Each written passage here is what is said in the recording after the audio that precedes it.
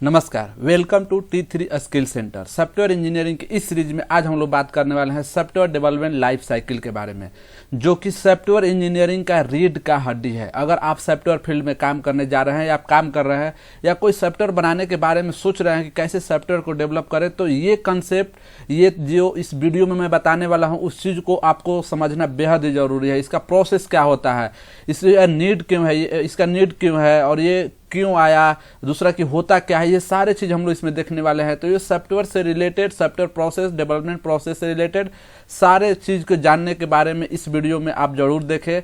और इस वीडियो को देखने के बाद आपको आइडिया लग जाएगा, एक माइंड में पिक्चर क्लियर हो जाएगा कि सॉफ्टवेयर डेवलपमेंट लाइफ प्रोसेस क्या होता है, उसका लाइफ साइकिल क्या होता है, कौन कौन से स्टेप होते हैं, कौन कौन से प्रोसेस होते हैं जिससे हम लोग सॉफ्टवेयर डेवलप कर सकते हैं। तो चलिए सबसे पहले देखते हैं कि जो सॉफ्टवेयर डेवलपमेंट लाइफ साइकिल होता क्या है। तो इस software development life cycle model is a pictorial and diagrammatical representation of the software life cycle. इसका मतलब है कि जब आप सॉफ्टवेयर डेवलप करना जा रहे हैं तो उससे सबसे पहले क्या होता है कि एक लाइफ साइकिल बनाया जाता है कि इस तरह से सबसे प्रोसेस पहला क्या है, प्लानिंग करेंगे, फिर रिक्वायरमेंट क्या है, फिर इस तरह से क्या है। तो इस तरह से एक डायग्राम बनाया जाता है। डायग्राम बनाने के बाद या कहे कि एक पिक्चर के तौर पर देखा जाता है कि जहां से कि हमको इस तरह से सॉफ्टवेयर डेवलप करना है। तो सबसे मेन चीज है कि क्या है, तो आपको एक वे है, एक रास्ता है, ये सब आपको डायग्राम के माध्यम से बताएंगे कि ये इसके बाद स्टेप बाय स्टेप इसके बाद ये प्रोसेस होगा। इस तरह से ये क्या करता है, आपको रिप्रेजेंट करता है। तो यही होता है SDLC। अब इसका जरूरत क्या है? Without using an exact life cycle model, the development of the software product would not be an systematic and disciplined manner। इसका मतलब क्या हुआ कि अगर आप किसी एक सॉफ्टवेयर डेवलपमेंट लाइफ साइकिल के प्रोसेस से नहीं गुजर रहे हैं और उसको आप नहीं फॉलो कर रहे हैं, तो क्या होता है कि आप जो सॉफ्टवेयर बनाते हैं वो ना तो सिस्टमेटिक वे में होता है और ना डिसिप्लिन मैनर में होता है। सिस्टमेटिक और डिसिप्लिन का मतलब होता है ना कि प्रॉपर वे में नहीं होता है। इसलिए कोई भी जो सॉफ्टवेयर अलग अलग से मॉडल होते हैं, जो हम लोग सभी से देखने वाले हैं, वी मॉडल, वाटरफॉल मॉडल या एजाइल मेथोडोलॉजी, जो भी है, इस तरह से कि कोई ना कोई एक मेथोडोलॉजी आपको यूज करना पड़ता है सॉफ्टवेयर डेवलपमेंट के लिए। इसीलिए इसका जरूरत है। क्यों जरूरत पड़ा आपको? कि हमें अपने सिस्टम, अपने प्रोडक्ट को या अपने एप्लीकेशन को सिस्टमेटिक एंड डिसिप्लिन मैनर में बनाने के लिए हमें सॉफ्टवेयर डेवलपमेंट लाइफ साइकिल से गुजरना होता है। जो SLD, जो software development life cycle represent the process of developing the software, जिसके मैं पहले ही बताया स्टार्टिंग में कि एक प्रोसेस होता है, बताता है कि किस तरह से आपको स्टेप बाय स्टेप काम करके सॉफ्टवेयर को डेवलप करना है। जो सबसे पहला जो पॉइंट्स है, मेन है प्लानिंग एंड रिक्वायरमेंट एनालिसिस। जब आप सॉफ्टवेयर बनाने जाते हैं, जब कोई प्रोडक्ट बनाने के बारे में आपके माइंड में चल रहा है या कंपनी में आप काम कर रहे हैं, तो सबसे पहले आपके माइंड में प्लानिंग चलता है।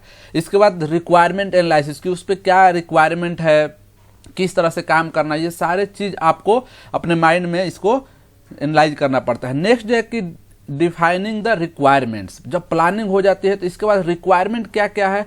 अगर आप आपका खुद का प्रोडक्ट है तो आप उसके रिक्वायरमेंट में यार में जानते होंगे। अगर आपका खुद का प्रोडक्ट नहीं है, आप किसी कंपनी में वर्क कर रहे हैं, तो जो क्लाइंट जो जिस सॉफ्टवेयर के बारे में बनाने के लिए आपसे कंपनी से बात किया है, तो ये क्या करते हैं, जो टीम होती है सॉफ्टवेयर डेवलपमेंट की, वो इसी के माध्यम से जो रिक्वायरमेंट होते हैं तो क्लाइंट से क्या करते हैं, पूछते हैं, या स्टेक होल्डर से जो कि प्रोजेक्ट के होते हैं उनसे पूछते हैं क्या क्या रिक्वायरमेंट है। जो थर्ड पॉइंट है डिजाइनिंग द सॉफ्टवेयर।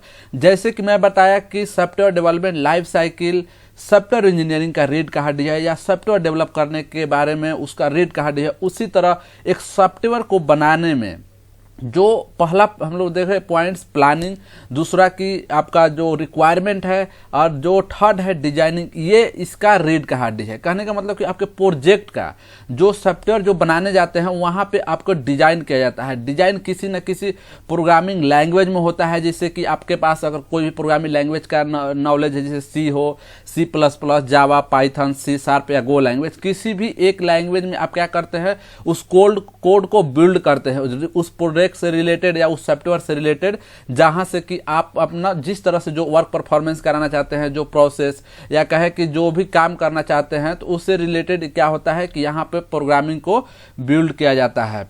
और यहाँ पे कुछ एक्सपीरियंस बंदे होते हैं, न्यू लोग भी होते हैं, और बड़े बड़े प्रोजेक्ट में न्यू और एक्सपीरियंस बंदे को मिलाकर मतलब डेवलप किया जाता है। और जो ये है कि मैंने जिसे पहले ही बताया कि in this phase of SLDC the actual development begins, मतलब कि जो सॉफ्टवेयर का रियल जो डेवलपमेंट होता है, जो प्रोजेक्ट का या एप्लीकेशन का, उसका यहीं पे काम होता है, थर्ड पे।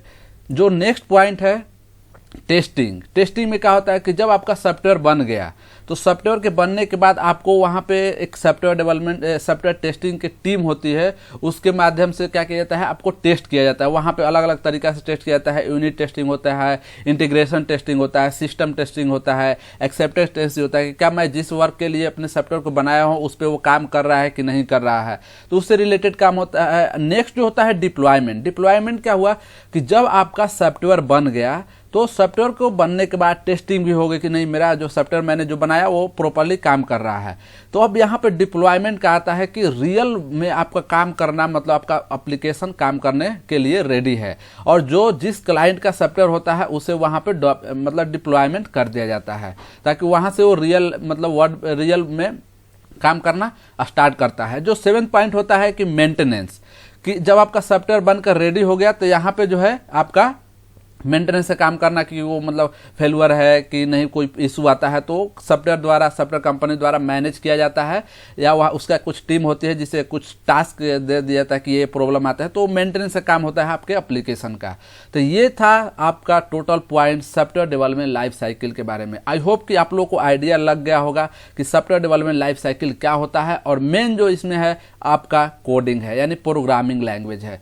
तो हम लोग T3 स्किल सेंटर में ही बहुत जल्द प्रोग्रामिंग लैंग्वेज का भी सीरीज हम लोग स्टार्ट करेंगे, ताकि आपका इसी चैनल से रिलेटेड, इस चैनल पर आपको सॉफ्टवेयर से रिलेटेड हर कंसेप्ट, हर थ्योरी, हर वीडियो में मतलब आपको मिल जाए, ताकि आप एक सॉफ्टवेयर डेवलप कर सके। तो आई होप कि आप लोगों को समझ में आया होगा कि सॉफ्टवेयर डेवलपमेंट लाइफ साइकिल क्या होता है। T3 स्किल सेंटर के साथ जुड़े रहे और इस तरह के वीडियो नए नए देखने के लिए। धन्यवाद।